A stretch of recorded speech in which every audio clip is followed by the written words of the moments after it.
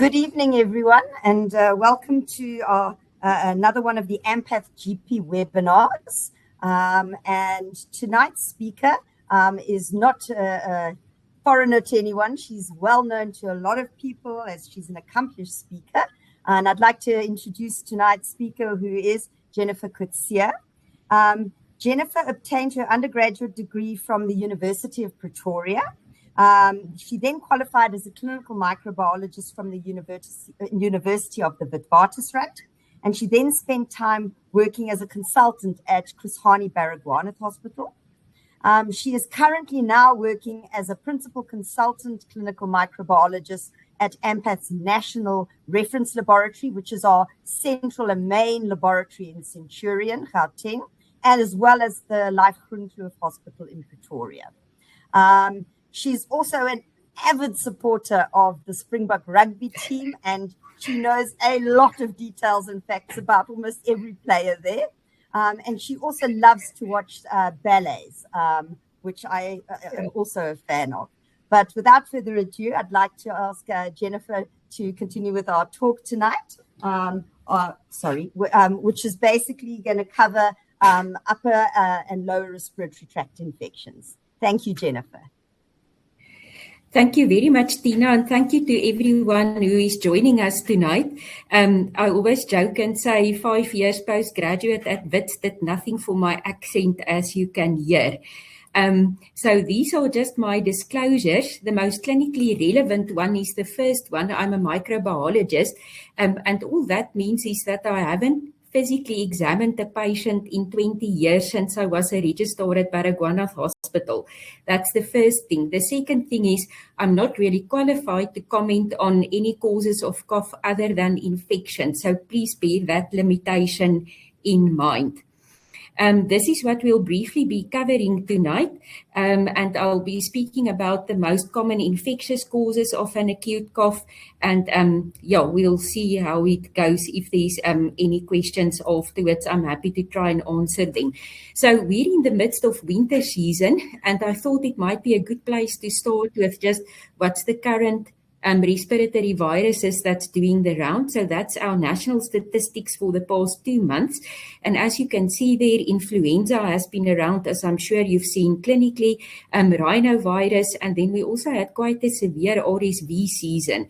Now, influenza seemed to have peaked around the 25th of June, and since then we've seen a sharp decline in the number of cases, as would be expected when the schools closed for holiday. But this was also, interestingly enough, the earliest start to the influenza season that we've had since 2010 in South Africa. And initially, especially predominantly, it was H3N2. We have started seeing H1N1 as well. And the NICD has done some serotyping on the subclades of the different influenza viruses to see which ones is it that's circulating. And not surprisingly, for the H3N2, which, as I've said, was the dominant influenza virus circulating, we've seen this K-clade, which emerged last year during the Northern Hemisphere during their influenza season. So unfortunately, this was too late to be included in our influenza vaccine this year, and we've had the vaccine mismatch, although there's still some evidence that the vaccine protected against severe disease. So clinically, when we look at cough, it's clinically classified depending on the duration of the cough. So acute cough is usually less than 3 weeks duration. Subacute cough is anything in between 3 to 8 weeks, and then a chronic cough is more than 8 weeks. And patients presenting with an acute cough is one of the most common reasons for outpatient consultations. I think this is worldwide. I couldn't find data for South Africa, but in the United States, there's about 10 million outpatient visits per year. In the United Kingdom, it's about 50 cases per 1,000 people per year who visit their general practitioner or emergency department for acute cough. If we look at the clinical evaluation of a patient presenting with cough, this is where I'm out of my depth. Most importantly, as with any consultation, a detailed history and physical examination is, of course, the most important aspect of this consultation. And then the question is always to distinguish between potentially life-threatening illnesses versus non-life-threatening. And you can see there in the red box at the right bottom side, what are the so-called red flags for patients that might be potentially having a very serious illness and that needs to be referred. And that includes things like hemoptysis, severe tachypnea, abnormal vital signs, patients who smoke, up until 45 who are acutely ill, also patients between 55 and 85 who's got more than a 30-year pack year of history of smoking, and then of course if there is sudden onset hoarseness in these patients, smokers with some history of coughing, etc., because that might mean there's maybe something more malignant going on. So if we look at the differential diagnosis of cough, I don't think this is by all means a completely comprehensive list, but anatomically we look at upper airway, then lower airway or pulmonary, gastrointestinal tract reasons such as severe reflux disease, and then miscellaneous, which would include side effects from medication. And the 4 most common causes of acute cough, you can see there, it's the upper respiratory tract infections or the common cold, then a post-viral cough, which is not that serious, but which can be very debilitating for a patient, acute bronchitis, and then pneumonia. And this is what I'll be focusing on in the next 20 or 30 minutes or so. So if we start with acute upper respiratory tract infections, this is the most common infectious disease worldwide. And in 2021, which was the latest data that was published earlier this year, they estimated that there was about 12.8 billion incident cases, and this was excluding the COVID-19 pandemic. Now that's probably an underestimation compared to other years, because you'll remember in 2021, there was still some sort of social distancing and wearing of masks and hand hygiene, etc. In the United States, they estimate that it's probably about 1 billion respiratory tract infections per year. Adults get 2 to 3 episodes per year. And then we all know from our own experience during the winter months how many days of work days are lost because of this. In children under the age of 6 years, so those would be mostly children attending preschool or daycare or creches, they can have, without any immune suppression or any autoimmune disease, they can have between 6 and 8 colds per year. And this can last up until 14 days. So usually if a little one gets sick and they're not better after 2 or 3 days, or the mucus starts changing color, the mothers rush to the doctor because now there must be something bacterial wrong, but that might not necessarily be the case. We also know about how many days of school are missed, and then if you look at the antibiotic burden that this presents, because in the US alone, about 100 million people visit their general practitioner, and it's estimated that at least 41% of these visits result in antibiotic scripts. Now, the reason why adults can have 2 to 3 infections per year and children 6 to 8 is because there's a lot of viruses which can cause the common cold. And I always think of Professor Robin Green from Pretoria University. He had these 10 commandments of respiratory tract infections, and his first commandment was, you call a common cold a common cold. So there's more than 200 viruses or subtypes of viruses. Most of these, even if you had the infection, does not provide long-term immunity, and you can get infections with the same viruses or some subtypes of viruses again. You will also note there that influenza does not always cause the clinical entity of disease of influenza, which is a little more serious than a common cold, but it can also present with cold symptoms, especially in people that have been vaccinated. So we all know the symptoms. It's usually a mild upper respiratory tract infection, although I think if your nose has been blocked for a few days, you don't consider it to be that mild. And it's sneezing, nasal congestion, and rhinorrhea. Starts with a sore throat. But if you have a sore throat with coughing and other symptoms of a cold, then it's not usually a group A strep, and it does not mean a sore throat equals antibiotics. Coughing can be quite prominent, and it's usually associated with a low-grade fever. So that low-grade fever is below 37.8 degrees Celsius. You can have some headache and malaise, and this can go on for quite a while. And I think it's important that we actually, in terms of managing a patient's expectations, that we actually tell them what the duration of a cold is and what is to be expected. Because up until 30% of patients can still have rhinosinusitis symptoms after 10 days.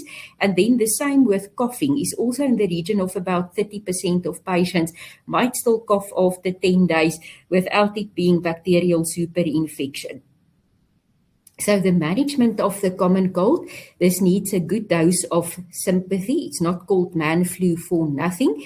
And for the most part, this will be supportive therapy. As I've already explained, we need to manage patients' expectations in terms of the duration. Some anti-inflammatories can help for pain and low-grade fever.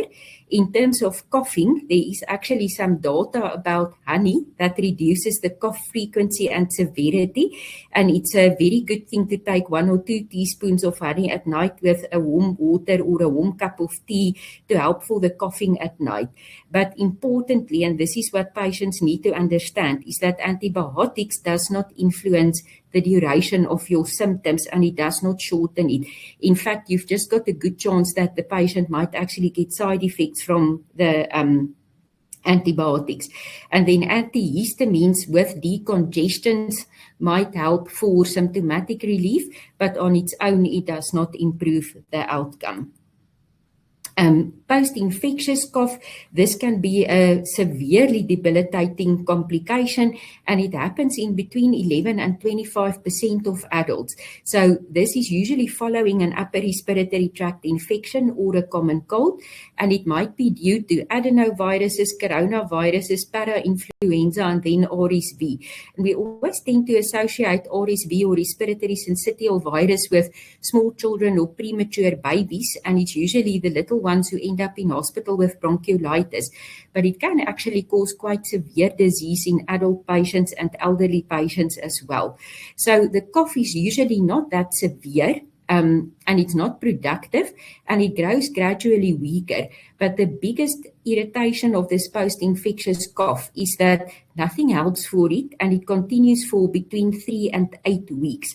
So to explain to a patient that there's not much you can do, but they're probably going to cough for 2 months is a difficult one to explain. And I think it's happening because of the extensive inflammation and disruption of the upper airway epithelium. So how do we manage this post-infectious cough? So it's a clinical diagnosis based upon exclusion. So it's usually patients who had symptoms of the common cold preceding, this coughing. And then there's an absence of clinical findings. So they don't have rhonchi or bronchial breathing or any clinical signs in their lungs. And then you have to exclude other causes of mimics of coughing for a long time, such as asthma or then chronic gastroesophageal reflux. We should also consider pertussis in patients with a paroxysmal cough, and I'll speak a little bit about pertussis next, because we see between 20 and 30 cases at my lab every month at the moment. So that is doing the rounds. There's unfortunately no evidence of any supportive pharmacological treatment. And if this post-infectious cough does not extrapolate on top of something like asthma or COPD, then even inhaled steroids, etc., provides very minimal relief. So it's not much to do, but you need to assure your patient that this is a normal expected duration, and it's not because you don't know what to do. There is just nothing that's actually going to shorten it. If we then look at acute bronchitis, so acute bronchitis is a complication of the common cold, and it's coughing due to inflammation of the trachea and large airways. So now the infection has moved into the chest. That's what people will usually tell you. And the symptoms include cough and chest discomfort. In fact, patients can even start having, chest wall pain due to the coughing. It's usually a low-grade fever, and then mild breathlessness or shortness of breath on exertion. The cough is very bothersome and slow to resolve, but fortunately it's not 3 to 8 weeks, but the median duration of cough is around 18 days. And then very importantly, patients will produce purulent sputum. And in a patient's head, acute bronchitis sounds very much almost like pneumonia, in their heads, it's pretty much the same thing. And the moment their sputum turns green or yellow, they start thinking this must be bacterial superinfection. So producing sputum is a very sensitive symptom of pneumonia. About 87% of patients with acute community-acquired pneumonia will produce sputum, but 85% of patients who produce purulent sputum does not have acute pneumonia. So it's not a very specific sign of pneumonia, and patients should be reassured that it's not actually indicative of a bacterial infection, because the important thing about acute bronchitis is that the majority of this is caused by viruses, as you can see there, and this includes influenza, parainfluenza, RSV we've already spoken about, and then adenovirus. If it is caused by bacteria, it is usually not the usual suspect, so not your normal organisms causing pneumonia, such as your Streptococcus pneumonia, your Haemophilus influenzae, or Mycoplasma pneumonia. Well, actually it is Mycoplasma, sorry, but not the usual suspects which responds to our beta-lactams. It's actually more your atypical organisms, which might be in 10% of cases involved. So, which means if you are convinced that the patient needs antibiotics, which, as I've said to you, 90% of the case that is not the case, you actually need to cover for atypical organisms, which would mean a macrolide, azolite, or then a fluoroquinolone. Diagnostic testing, we've got all kinds of viral panels available that can be performed on swabs, etc., but it's not indicated for ambulatory patients. And this is mostly due to cost as well. I mean, if it's a patient who insists that they actually want confirmation or that reassurance, sure, if they're willing to pay for it, but it's not usually necessary. The one thing where we have to test if it's clinically suspected is pertussis, because pertussis is notifiable, and then it's also got big implications for the household contacts, because those household contacts need to be given chemoprophylaxis in the form of azithromycin to prevent them from getting sick. Influenza testing might be considered if there's a high clinical suspicion, but what I want to point out is once influenza season starts, which basically means the NICD does surveillance, and once 10% of the samples sent from general practitioners and clinics that arrive at them, once 10% of those are positive for influenza, they declare influenza season open. So once influenza season starts and a patient clinically presents with influenza, and that clinical presentation is very different to a common cold, because this is not gradual onset sneezing and a sore throat and then you start coughing. It's like the patient can tell you, doctor, I got sick at 18 minutes past 6 in the evening. It's that sudden onset, and it's associated with a high fever. So they usually have fevers of more than 39. In those cases, you can make the clinical diagnosis and treat appropriately if necessary. You don't actually need to confirm with a laboratory test. And then we, try all kinds of things to actually prove to patients they don't need antibiotics. But studies looking at C-reactive protein to guide antibiotic use is actually inconclusive. So it does not always give you the answers that you look for. Procalcitonin has been studied extensively in this setting, but the procalcitonin test is quite expensive for an outpatient, and it's not recommended in guidelines. The important thing in a patient presenting with acute bronchitis is when do you need to refer them for a chest X-ray, because part of the cornerstone of this management is to exclude community-acquired pneumonia, and that would be if they've got severe dyspnea, if there's bloody sputum or rusty sputum color. A rusty sputum color might be indicative of a pneumococcal infection. If their pulse is more than 100 beats per minute, their respiratory rate more than 24 breaths per minute at rest, their oral body temperature is more than 37.8 degrees, and they've got clinical signs of consolidation. So in those cases, it might be worthwhile doing a chest X-ray and just excluding community-acquired pneumonia. Now, the management recommendations, as I've already mentioned, is number 1, to exclude pneumonia, and then to avoid antibiotics for uncomplicated bronchitis. The problem with antibiotics is it's not going to shorten duration, and the patient's not going to get better. And I've had many friends who became sick, and then, they don't get better, and then they tell you with big eyes, but I've got acute bronchitis. And the doctor gave me Coamoxiclav, but it didn't help at all. It's not going to help because more than 90% is caused by viruses. And we actually need to explain this to our patients. Then you can see there the names of different preparations in cough syrups. You can go and Google and see what are the trade names of cough syrups that actually contains the dextromorphin, or that second one, which I'm not going to try and pronounce, or then honey again, which is quite nice in some tea.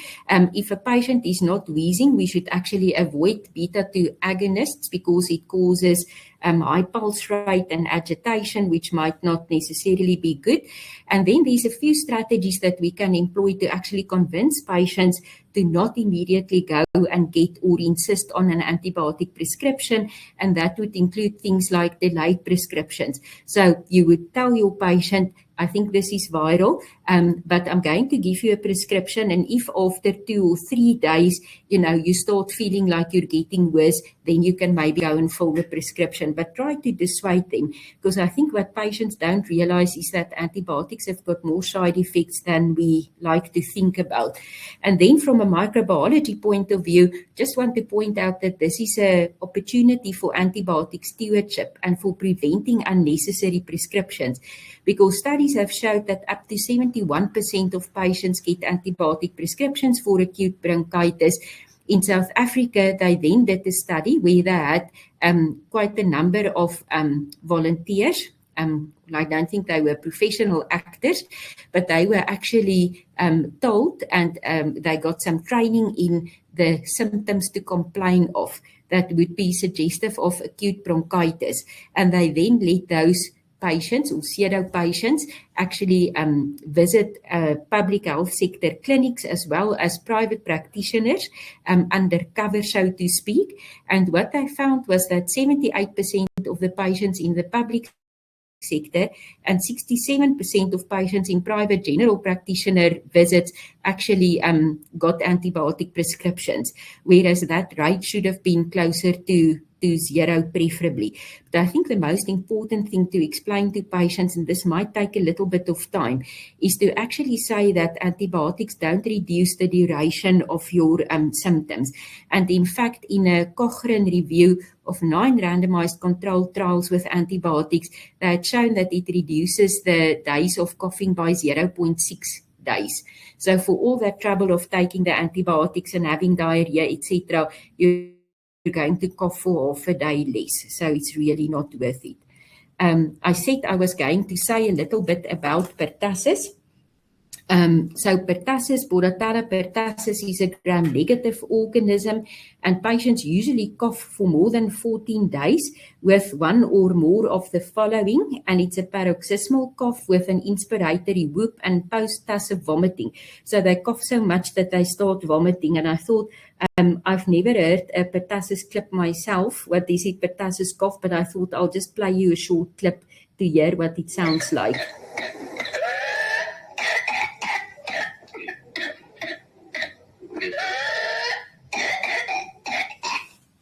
So you can hear that very distinctive whoop.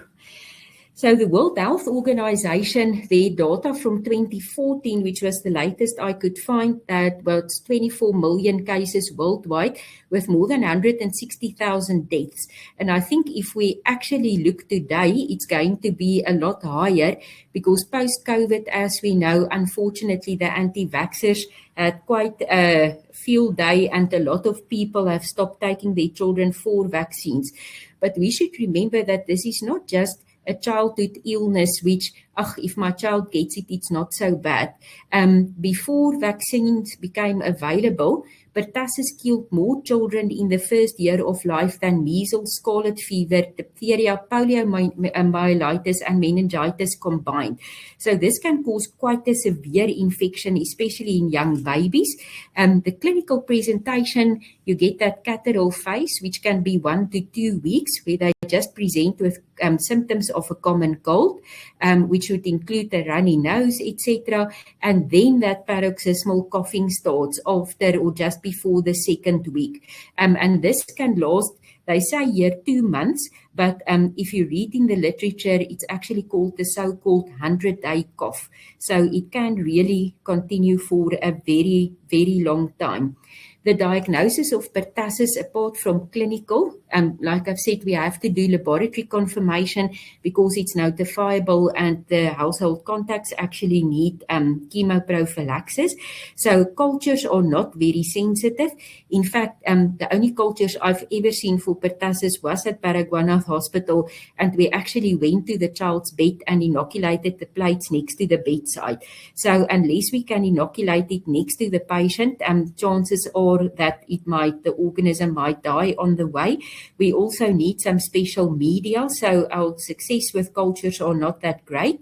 However, we've got PCR testing available, and it's usually just a throat swab, which would be very sensitive up until the 3rd to 4th week, where the organism can be found in the throat. Between 3 and 4 weeks, the sensitivity for the PCR goes down, and then actually serology becomes more important in terms of making or confirming the diagnosis. And if we look at the treatment, it's basically your macrolide, so it would be either erythromycin, which I don't think anybody takes anymore. I'm not even sure if it's always available at the pharmacies. Most people, due to convenience, would give something like azithromycin or then clarithromycin. And the azithromycin, which has got a longer half-life, will be for 5 days. It's also a vaccine-preventable disease, so I think we need to actually educate our parents and patients that vaccines are important. The other thing is, if children, even if their vaccination status was up till date up until 5 years, about 5 to 10 years later, that vaccine wanes, which means that most of us tonight on the call, if we don't actually have a booster, it means we're probably not immune against pertussis anymore either. And then finally, I'm going to get to the far end of the spectrum of this acute cough, which is our community-acquired pneumonia. So community-acquired pneumonia is acute infection in lungs, and this is patients who's not recently been in hospital or had exposure to the healthcare system.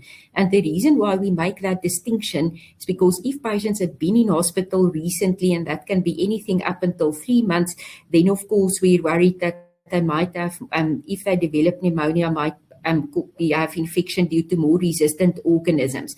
So the mortality remains quite high. Even in the US, it's 10 to 12% of hospitalized patients. And then the one thing which has not changed, in spite of all the advances we've made in ICU care and in terms of antibiotic management, is that bacteremic pneumococcal pneumonia still has a mortality of around 50%. So that's very high. If we look at the disease burden, obviously it doesn't cause the number of infections as your upper respiratory tract infections, but it does cause a lot of deaths. And I think it's the infectious disease with the most number of deaths worldwide, which was in 2023, which is the latest data available, 2.5 million deaths. But if you look at the number of disease-adjusted life years lost, then this is close to about 100 million years lost per year, which means it's got a devastating effect on the economy. Like I've said before, your pneumococcus is still your most important organism, but apart from that, it's also the single most important cause of death, followed by something like influenza virus. And then similar to influenza, it forms this U-shaped curve. So the major burden is in children under the age of 5 years, and then adults above the age of 70 years. And when I mention that, I also just feel compelled to mention that we should remember it's vaccine preventable, and that's not just in children with the EPI, but also in adults above the age of 55 or 65, there's pneumococcal vaccines available. So the clinical diagnosis is not rocket science. It's very typical, can be fever, cough, sputum production. Like I've said, 87% of patients will produce sputum, although majority who produces sputum does not have pneumonia, might have shortness of breath. Then physical findings of consolidation, leukocytosis, and the newly recognized lung infiltrate on chest X-ray. However, one should be careful not to get caught out because not all patients might present with fever. Some patients it might be difficult to interpret the chest X-ray if they are obese, or there might be cases where a pneumonia sometimes catches us out. Now, if we look at the bacterial causes of CAP, the viruses come into it as well, but if we focus on what we can treat, we usually look at mild or ambulatory patients, so those would be outpatients. Then our moderate patients who are hospitalized, not in ICU, and then severe CAP for patients who get admitted to ICU and need ventilation. And as you can see, the Streptococcus pneumonia is the number one pathogen in all of them. Then for your ambulatory or outpatients, Mycoplasma comes into it. Haemophilus influenzae, we've seen quite a number of cases this year, and it should be considered in patients who smoke. They tend to have Haemophilus influenzae as a predilection for smokers' lungs. Your atypicals come into it as well. Then for your moderately severe pneumonia, patients who get hospitalized, you can see it's pretty much the same suspects there. And then for severe pneumonia, pneumococcus is still number one, but then we see a few cases of Staph aureus pneumonia every year. It only causes about 2% of all your community-acquired pneumonias, but if it's a necrotizing pneumonia, which can be a complication of influenza, that's got a very, very high mortality in otherwise young, healthy patients. Haemophilus also comes into it. Every year we get caught out with a few patients who, even if they are relatively young, in their 40s, who present with a pseudomonal pneumonia. And then the one thing that we've also picked up quite a few cases this year is Legionella.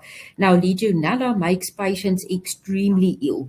And the mortality in ICU, and a lot of them end up in ICU, is also quite high. I think we might have been, before we were doing PCR testing, we might have been underestimating the incidence of Legionella. But certainly if patients are very ill and sick enough to be in ICU, that should be considered. It is, however, not that easy to make the etiological diagnosis of a community-acquired pneumonia. So this study was published in the NEJM in 2015 that 2,559 patients with radiological confirmed pneumonia that presented to a hospital a region of hospitals and emergency departments, and they did all kinds of tests on these patients. And only in 38% of cases were they able to actually get an organism that they could say this was causing the pneumonia. So in the rest of patients, they couldn't actually get an organism to cause it. And as you can see, the rhinovirus and influenza were the top ones, followed by your Streptococcus pneumoniae. And we can discuss the reasons why it is so difficult to make that diagnosis. I think one of the reasons is they estimate about 85% of patients who present to casualty department for admission for pneumonia have already been on antibiotics from their general practitioner, which would obviously, if you use conventional methods for diagnosis, then it doesn't actually help. If we look at the diagnostic workup for outpatients, again, if it's influenza season, you can consider if you want to do an influenza PCR. However, my advice would be, especially if patients are not sick enough to be admitted, if your tests are not going to influence the outcome of your management. So if you're going to be giving antibiotics regardless, then don't do the test. So for outpatients, investigations are not recommended apart from maybe the chest x-ray. If patients are hospitalized, then it usually depends on how sick they are. So if it's a severe CAP with ICU admission, I think it's worthwhile to actually do the tests and try to get a diagnosis, because you don't know what's going to happen and complications down the line. If it's patients with severe sepsis and shock, patients who are immune compromised, we must remember we live in South Africa, we're in a TB endemic country. And data from Professor Feldman, which arguably is in the public sector, estimated that up to 25% of patients presenting with acute community-acquired pneumonia in the public sector are actually diagnosed with TB. And we do occasionally see these cases in private sector as well. If they are at risk of resistant pathogens, so that would be patients who's got healthcare contact, or coming from an old age home, a frail care situation where they're next to patients who's been to hospital, and then of course if there's failure of your empiric antibiotics. So what is included in this workup? Some of it, this is not a comprehensive list or that's recommended in the South African CAP guideline. I'll tell you what the CAP guideline, which is fairly conservative, what they recommend, but these are potential tests that are available. So sputum for gram stain and culture and blood cultures. Blood cultures, the yield is not that great for patients with community-acquired pneumonia, especially if they've already been exposed to antibiotics. But what the South African CAP guideline recommends, which is now 9 years old already, is that patients who are sick enough to be admitted with a CURB 65 score of more, 2 or more, should have gram stain cultures and blood cultures done on and sputum cultures. The urine antigen for Legionella and pneumococcal antigen testing, I think that has become a little bit obsolete, because if a patient is really that sick to justify testing, I would think PCR testing is probably going to be more sensitive. Same with serology for atypical organisms. Most of the atypical organisms are included in our multiplex PCR panels where we can detect them. Then the multiplex PCR panels, and I'll show you one a little bit later, influenza PCR during influenza season. So the recommendation for treatment is that if it's influenza season and you admit a patient, then you start them on oseltamivir treatment, even if it's not within the 48 hours where it's supposed to be effective. If they are sick enough to be hospitalized, start the oseltamivir, and then you do your influenza PCR, and if it is negative, then you can stop it the next day. And then some biomarkers, procalcitonin. This is probably the best use of procalcitonin, where numerous studies has been done. If your PCT is more than 0.5, then antibiotics are indicated. So what's the value of a gram stain? On sputum, it helps us to see if a sample is good quality or not, and more often than not, if it is outpatients and without physio, it's not necessarily a very good representative sample. So you can see here there's lots of epithelial cells present, which basically shows that there was salivary contamination of that sample. But occasionally, as a microbiologist, we see this. And you'll see there we report it as gram-positive cocci on the gram stain. So you see this beautiful lancet-shaped diplococci, which is indicative of your strep pneumo. And if you look closely enough, you can see that slight clearing around the diplococci, which is the capsule of the pneumococcus. So especially if you studied at Wits, you get very excited if you see a pneumococcus under a microscope. The question is, in terms of diagnosis, has physicians given up on microbiology? And this was a very interesting article from John Bartlett in 2011. So I did not read the original study from 1939. It's not available on the internet, but he actually mentioned in this article that study published in 1939, between 1970 and 1933, with more than 3,000 cases of lobar pneumonia, they actually identified the etiological agent 96% of the time. Now, I assume most of this would have been pneumococcus, and it would be on gram stain. However, more than 17,000 patients in 2009, they actually only identified an organism in 7.6% of the time. So what are the challenges to make this etiological diagnosis? Cost is always important, and that's why a lot of guidelines don't routinely recommend it.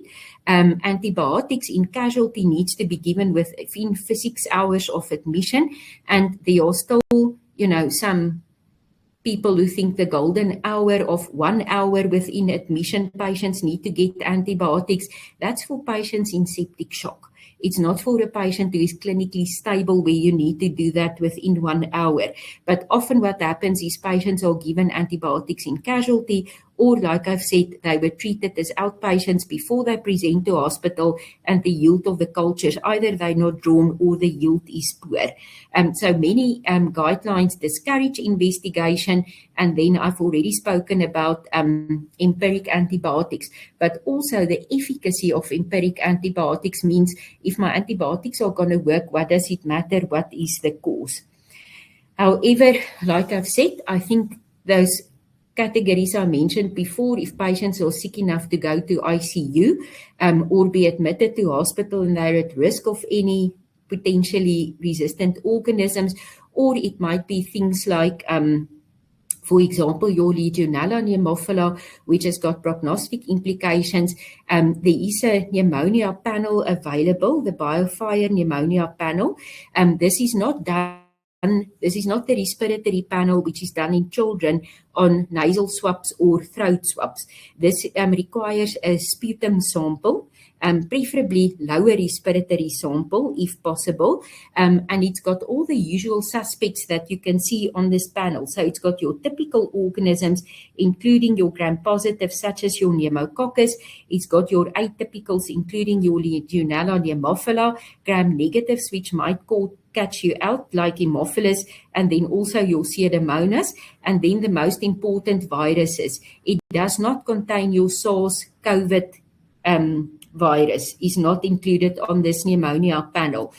So that should be requested separately. But I know a lot of hospitals with very prominent pulmonologists that admit patients for community-acquired pneumonia. They usually request a pneumonia panel. It's quite expensive for outpatients, but in patients that's in hospital, I think it might be well worth your while to actually do it. And the delay in this test is the time it takes for it to reach the laboratory, because once it's in the laboratory and they put it up, it runs an hour and 15 minutes and you've got your result. So it's really very good. So how do we manage suspected pneumonia? So this is now based on your clinical grounds. Do a chest x-ray, and then the decision is should you hospitalize your patient or not. If they don't need to be hospitalized, so the KERP score is less than 2, then they can be treated either, this is now the guidelines in South Africa, either oral amoxicillin or then amoxicillin clavulanate or a second generation cephalosporin. If you suspect Haemophilus influenzae, then you probably would rather go for the amoxicillin clavulanate or cephalosporin that's stable against your beta-lactamase, and then you need to decide with or without a macrolide. I would not advise using macrolides alone, because we know macrolide resistance in pneumococcus in South Africa, depending on where you practice, sits between 40 and 50%. So I would not, if it's a suspected bacterial pneumonia, give a macrolide alone. Or then if a patient is really allergic to your beta-lactams, then you can give one of the respiratory quinolones. How do we decide if a patient is sick enough to be admitted? This is the so-called KERP 65 score, or sometimes in outpatients when a urea is not available, they actually just do the CRB 65 score, and you can see there for each of these parameters, you actually get 1 point. And then if a KERP score is 2 or more, the patient needs to be hospitalized. But the KERP score also predicts the mortality of a patient, because you can see there, if your KERP score is 0 or 1, then the mortality is virtually non-existent. Whereas once they're hospitalized, it goes up to 8.5. 3%, and if a CURB score is 5 or more, 5 points, which is the maximum, then the mortality goes up to 33. So they would be hospitalized up till a CURB score of 2, and once a CURB score is 3 or more, it would probably be high care or ICU. The antibiotic treatment depends on the severity again.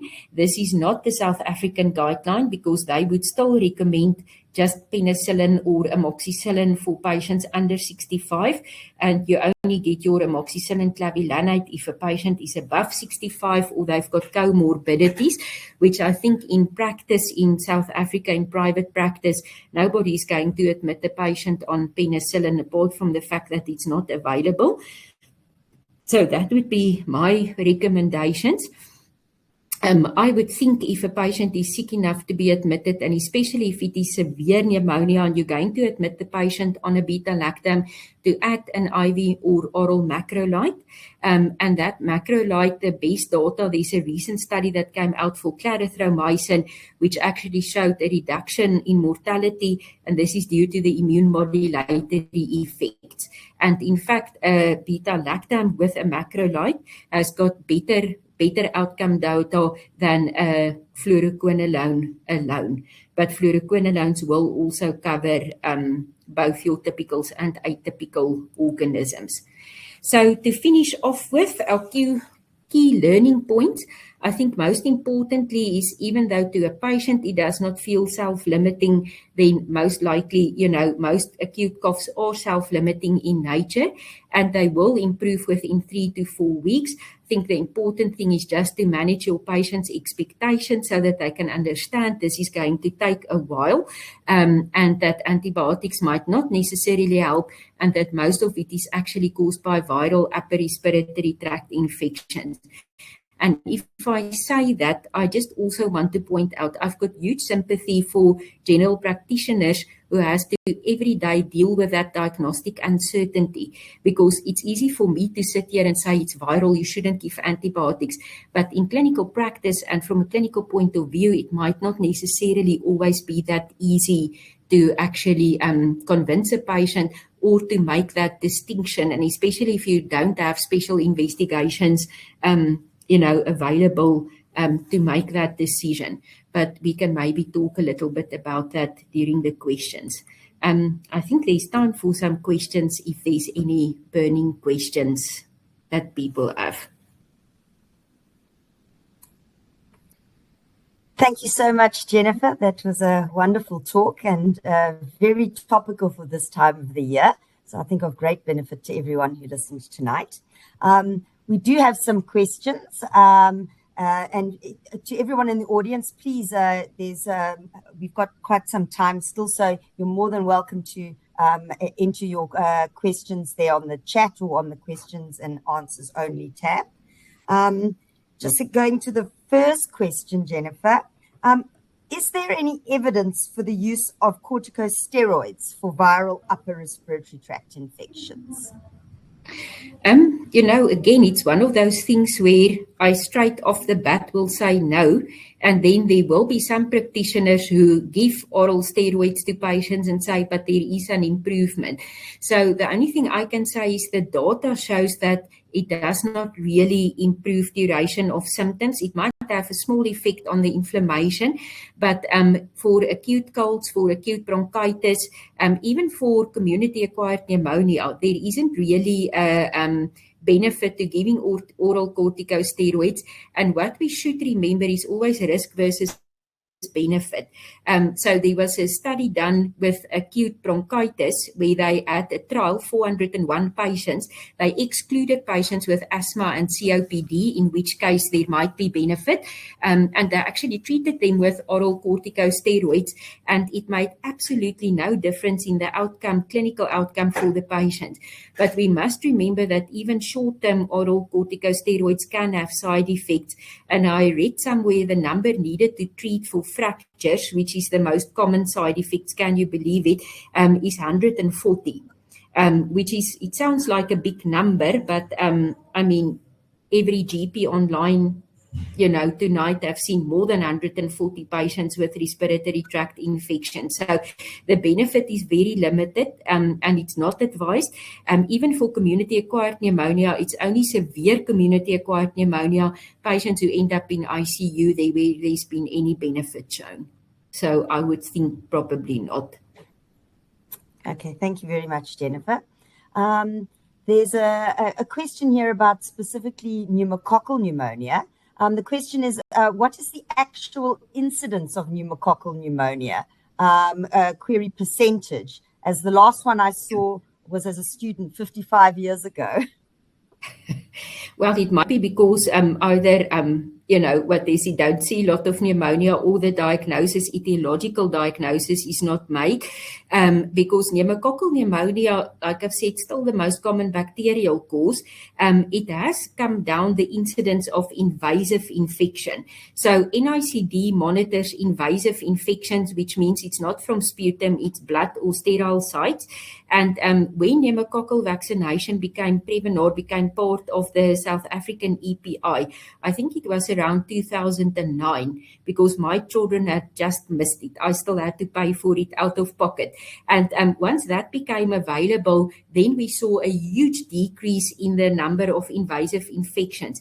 And interestingly enough, it wasn't just among the children who were vaccinated, but it was actually that young population. So in South Africa, we didn't see that U-shaped curve that they see overseas. And the reason was because of our HIV population at the time, and when ARVs was not that widely available yet. So we actually had this young population between 20 and 45 who were dying of pneumococcal infections. And Tina, I'm sure you remember, as a registrar at Barra, we used to take at least 10 pneumococcal bloodstream infection, results to the wards every single day. But definitely that reduced significantly once vaccination became available. And then unfortunately, as is the case with bacteria, always nature finds a way. So you get serotype replacement, which means we've seen the emergence of other serotypes after vaccination became available.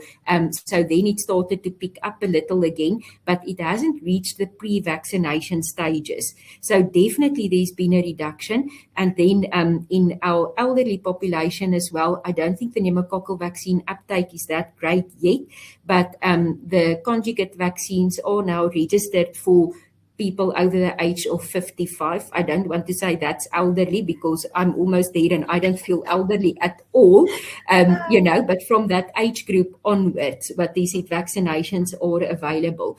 But I think, what they said, it's still around, it's still doing the rounds. What they said, certainly in children, in the hospital samples that we receive every day, we actually culture it a lot. So I don't think it's quite disappeared from the scene yet. But I can't give you an exact percentage. We don't have South African data for incidents of, different etiologies for CAP, because most data is generated from the public sector where there's limited testing. Yes. Yeah, if you look at the Germs SA surveillance data just for invasive pneumococcal disease, I think the last data they released was in 2023, and they said it ranges from about 1 to 4 cases per 100,000 population. So, as you said, and not everyone's tested, so we obviously miss quite a few. So, an exact percentage is not something that, we can actually give. There's another important topic, a very good question. How quickly does one de-escalate from IV antibiotics in a step-down hospital setting? You know what? I used to be skeptic like everybody else in terms of IV versus oral, and you have to give IV treatment as long as the patient's in hospital. I've completely changed my mind. What is it? I've seen the light.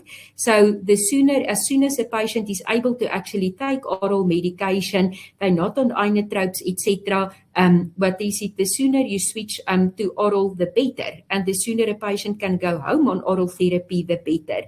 If you have oral options available, and if you are not sure what those oral options are, then I always say, please phone your friendly microbiologist. We're always happy to have a consult and hear a voice on the other side of the phone.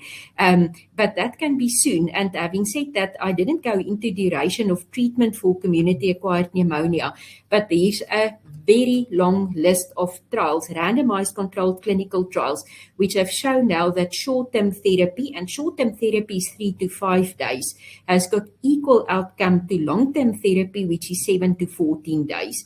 So if a patient does not have complications like a lung abscess or empyema, etc., then 3 to 5 days of antibiotics is actually adequate. And like I've said, oral, if you use drugs with good oral bioavailability, such as your amoxicillin or amoxicillin-based compounds, which you can give high doses, then it's perfectly fine. The sooner the better. Thank you, Jennifer. Got another question here. It doesn't specify as which specific clinical entity, whether it's pneumonia or bronchitis or anything, but it says, in my long experience, amoxicillin alone is worthless, even at 1,000 milligrams TID. Your comment, please. So amoxicillin, I must say I think it's a fantastic antibiotic. It's got excellent oral bioavailability in excess of 70%, which is better than most of the cephalosporins that are available. The problem with your amoxicillin is twofold. The one is it's not stable against beta-lactamase production. So the moment Haemophilus influenzae or Moraxella catarrhalis or any of the gram-negatives come into it, then amoxicillin on its own is not great. If you know you're dealing with a pneumococcus, but that means you need a culture result or a confirmatory result, which you're probably not going to have, then amoxicillin on its own is fine. And for group A streptococcal pharyngitis, which, like I've said, most pharyngitis is viral in origin, what they said. So if you're convinced this is a strep throat, then plain amoxicillin, and I mean, it's got less side effects than, for example, amoxicillin and clavulanate, is perfectly fine. If, however, the diagnostic uncertainty comes into it and you need to cover for your beta-lactamase, then we'd rather recommend that you use amoxicillin clavulanate. But importantly, for Streptococcus pneumoniae and for Haemophilus influenzae, we see a lot more altered penicillin binding protein as it's a talk on its own, but it's a different mechanism of resistance to just beta-lactamase. So the important thing is your amoxicillin component needs to be high enough, which probably means what is it, there is the 2 gram SR sustained release formulation is now available in South Africa again. And if I were to give it for a patient with the suspected pneumonia, that would probably be the dose that I would go for. But if amoxicillin on its own doesn't work, it's probably because you're dealing with Haemophilus or a beta-lactamase producing organism. So I would agree with that comment.